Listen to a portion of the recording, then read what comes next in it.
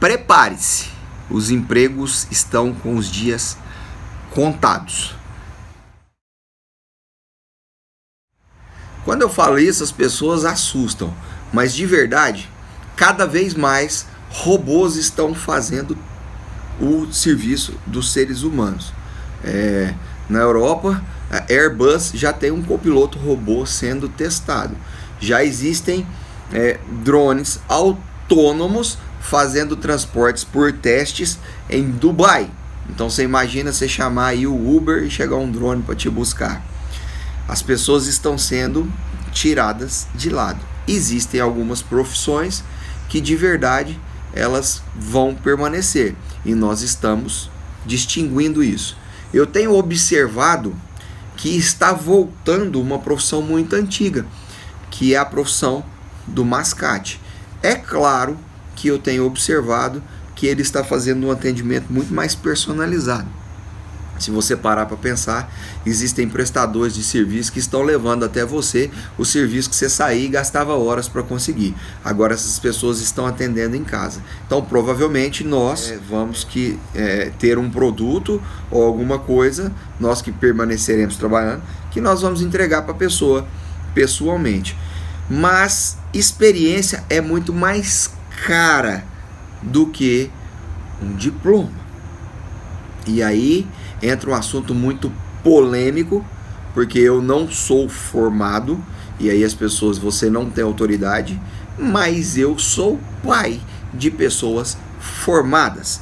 Então dentro da minha casa, eu sou casado com uma mulher que tem 2 faculdades, eu tenho uma filha que é engenheira, eu posso falar sim, porque eu participei do processo.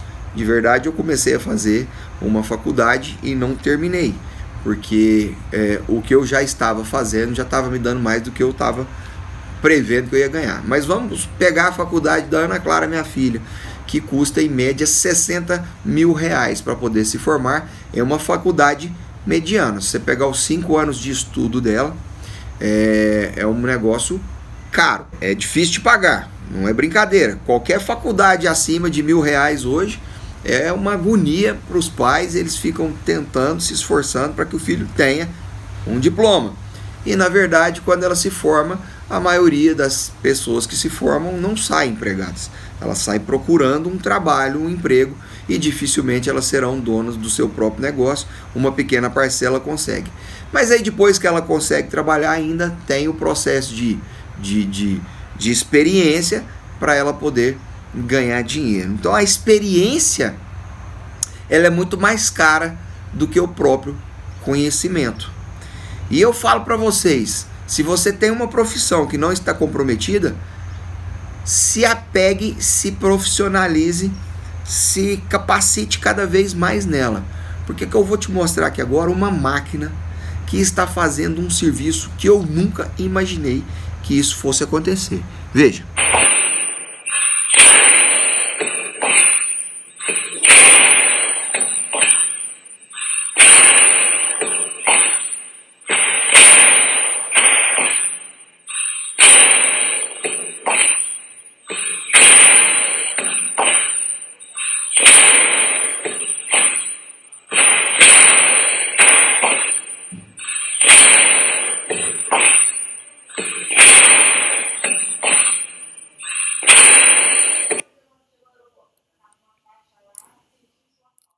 Então vocês viram aí uma máquina fazendo o serviço de um pedreiro.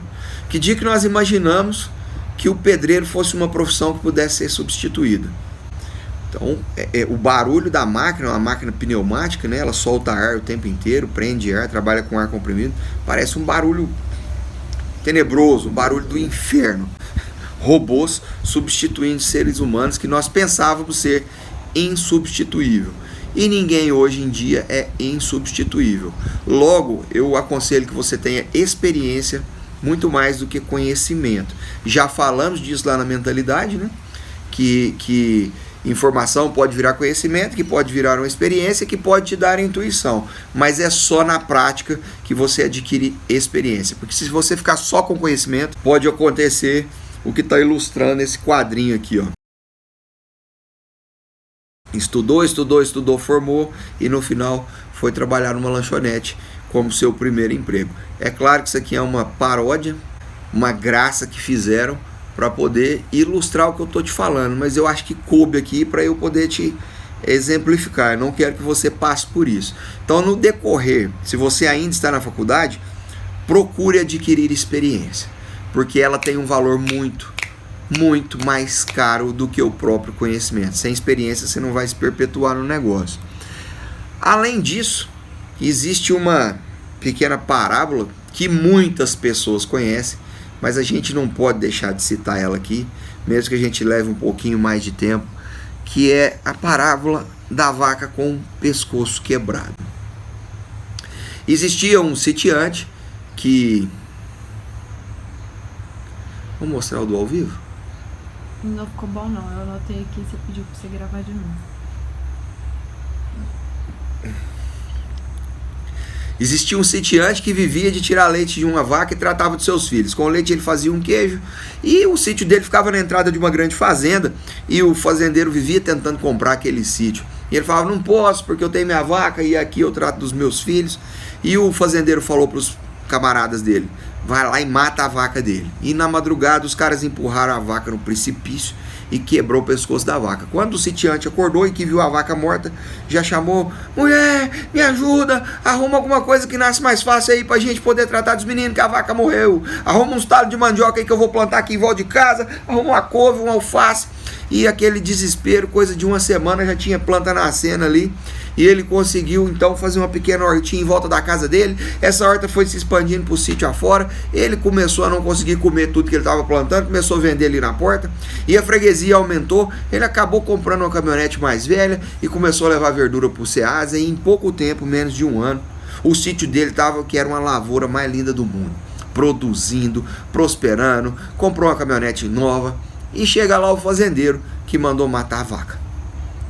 Então, me vende seu sítio. Ele falou, não posso, eu estou agora prosperando, o meu trabalho vai bem. Ele falou, mas você não tem mais a vaca, o que aconteceu? Aí ele falou, na verdade a vaca morreu, mas como ela morreu, eu precisei espernear aqui para plantar algumas coisas, e acabou virando essa lavoura aqui que vai indo muito bem. Na verdade eu estou até precisando de um pedaço de terra maior. O senhor não quer me vender sua fazenda? Veja, essa parábola é muito bacana, porque o sitiante foi empurrado para fora da zona de conforto dele. Ilustra que o fazendeiro foi quem quebrou o pescoço da vaca dele. E muitas vezes nós não temos quem quebra o pescoço da nossa vaca. Se você tiver, agradeça a Deus, porque alguém quebrou o pescoço da sua vaca. Mas se você não tiver, empurra você mesmo essa vaca no precipício. Sabe por quê? Lembra que eu falei? Na zona de conforto não nasce nada. Lá não cresce nada. Lá você não cresce mentalmente, você não cresce espiritualmente, você não cresce financeiramente.